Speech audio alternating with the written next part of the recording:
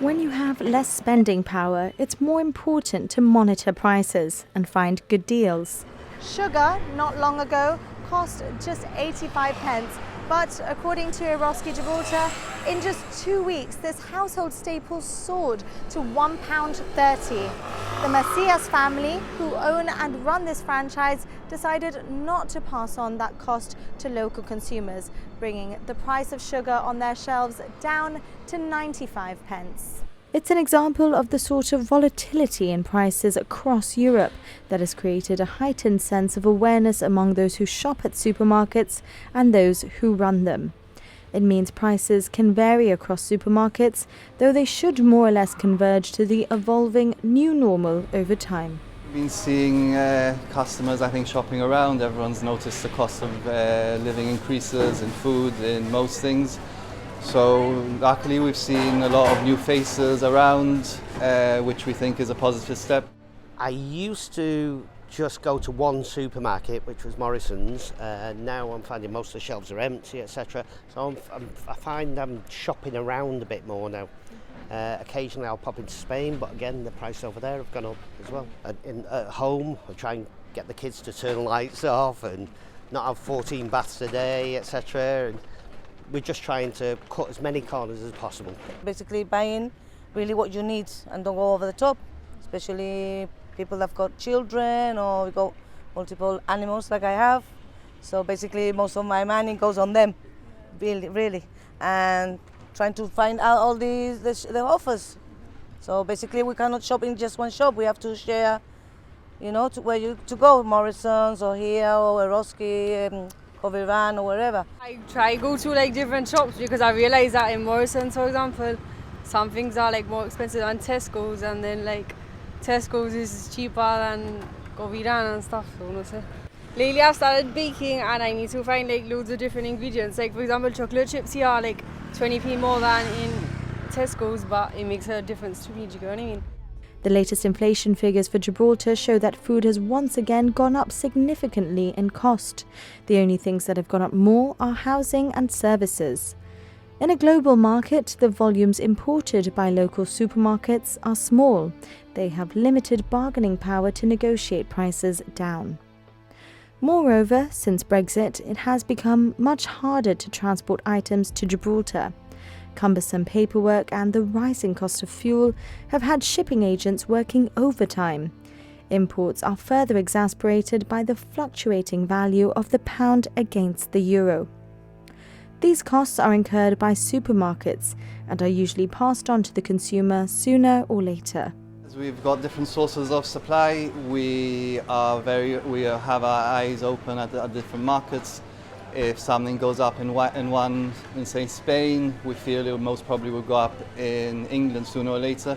So we try and bulk buy from the most favourable markets due to the exchange rates at the time. So at times we may be buying more from England, and at other times we may be buying more from Spain. And having those two options open to us is quite handy, because we can foresee more or less what's going to happen in the other markets quite soon, and we try and react to protect ourselves and our customers as much as possible to those things. If something does go up in price, we have to take a view. Sometimes we have to unfortunately increase the prices, because ultimately we're a franchise, so most of our stuff comes from Eroski. We're, let's say, their customer. What we have been having to do recently was absorb some of the price increases, because we're almost going to be here 10 years. We want to be here for at least another 10 years, and we're not here for the short-term gain.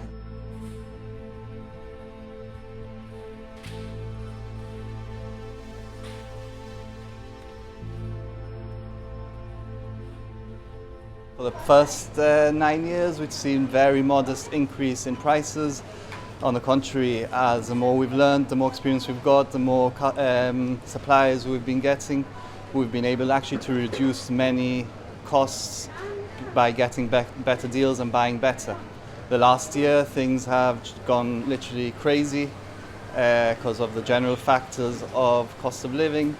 We include the Brexit situation, making it much more challenging. Cost of goods coming from the UK has skyrocketed. The routes to Gib, as we have to use the ferry, are much reduced. And on top of that, the exchange rate fluctuations, where even if we buy from the UK, ultimately they buy most of their stock in euros or dollars. So those pressures filter on to those suppliers. And also the exchange rate from our regular supplier, Eroski, has also made it much more challenging, made the whole situation much more challenging for us. What we've experienced in the last year, we haven't experienced in the 9 years or so we've been open.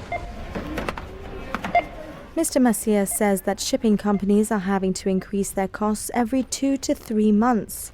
Sometimes Eroski Gibraltar tries to absorb the costs, but that's not always possible. Maintaining UK prices looks increasingly unsustainable.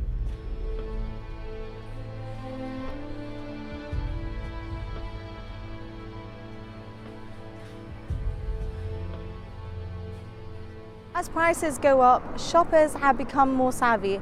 More and more, they're comparing prices, a task made easier by social media.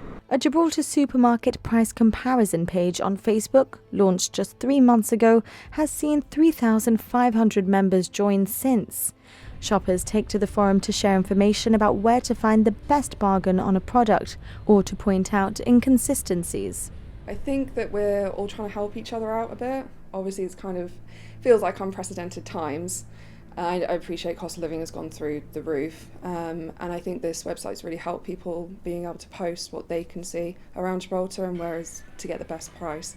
If, say, cheese is £4 in one shop but £2.50 in another shop, then we can sort of be informing each other and saying, get it from here instead. And I think it's just been a really useful tool in helping people, shop a bit more savvy and helping them save some more money. But I think it is an added stress now, before where you could just go down to the one shop and get everything you needed from there. It's just not feasible anymore. Financially, it's straining. So you have to shop around, and I have to make that time to either, go to several different shops to try and get the best deals. It's funny, just the other day, my partner just went down to go and get baby formula. I finished breastfeeding now, so we've moved on to formula. And it's gone up £1 overnight, compared to as well 3 years ago when I was buying formula for my elder child. It was about £10 for a box of formula. It's now £16.50. So I appreciate the cost of living goes up, but some of it seems it feels a little heavy and a bit much. And obviously formula is something that I need. I need it to feed my child, so. Inconsistent offers with pricing, particularly at Morrison's, have been a major talking point on the Facebook group. Morrison's told GBC that at times where larger quantities cost the same or more than the smaller versions, the discrepancy is probably down to a promotion running. Morrison says its base prices should reflect bigger pack, better value. And when offers don't seem to make sense, well, Morrison's admits there are also instances of manual pricing errors with offers, which are then corrected. But if these mistakes are happening, and some people think that this must be the right price and they're paying that amount for that product, it doesn't really feel like they're caring for the community very much. GBC has asked Morrison's why many of its products are priced higher than in other supermarkets.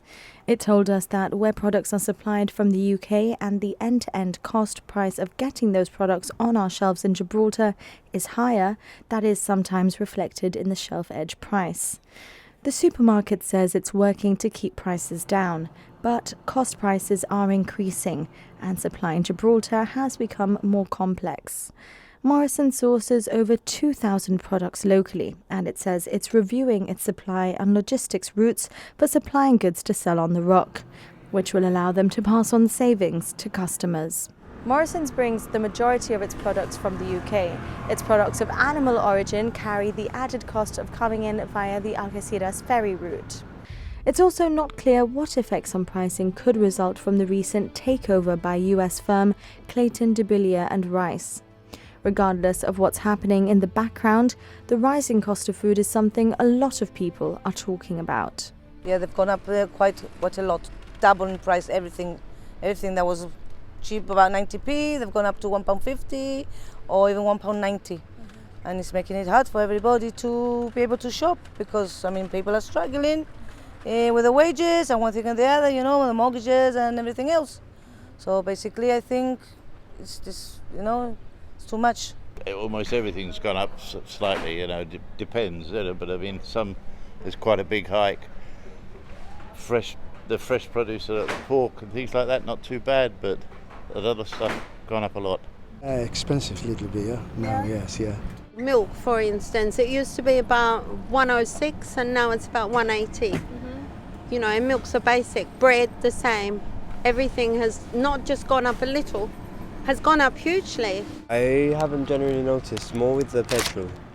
Well, it's getting more difficult, I suppose, for everybody, especially for young families, I think. With inflation expected to continue to go up, so too will the number of people monitoring prices and looking out for special offers.